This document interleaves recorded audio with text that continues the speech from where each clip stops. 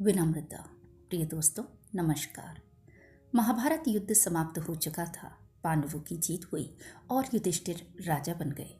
एक दिन श्री कृष्ण ने सभी पांडवों को भीष्म पितामह से राजधर्म का ज्ञान लेने की सलाह दी। भीष्म पितामह बाणों की शैया पर थे। वे प्राण त्यागने के लिए सूर्य के उत्तरायण होने की प्रतीक्षा कर रहे थे। श्री कृष्ण के आग्रह पर भीष्म पितामह ने सभी पांडवों को ज्ञान की बहुत सारी बातें समझाई थी। उनमें से एक बात ये थी कि विनम्रता बड़े और समर्थ लोगों के लिए आभूषण की तरह होती है। एक लक्षण होता है दब जाना और दूसरा लक्षण है झुक जाना, डर की वजह से या किसी मजबूरी की वजह से। विनम्रता इन दोनों लक्षणों से ऊपर होती है। यह गुण स्वेच्छा से एक सदाचार की तरह है। ये समझाने के लिए भीष्म पितामह ने कहा, नदी जब समुद्र तक पहुंचती है तो अपने बहाव के साथ वह कई बड़े बड़े पेड़ और उनकी शाखाएं लेकर आती है।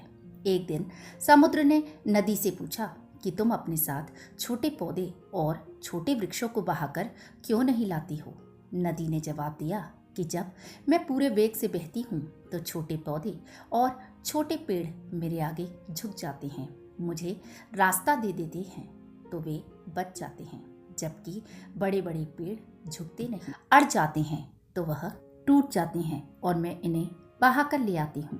भीष्म पितामह ने इस उदाहरण की मदद से बताया है कि जीवन में कई बार विपरीत परिस्थितियाँ आती हैं। उस समय विनम्रता शस्त्र और कवच की तरह काम करती है। विनम्र व्यक्ति झुककर दुनिया में कई काम कर सकता है, जबकि अकड़ और घमंड हमेशा मनुष्य के पतन का ही कारण बनते हैं।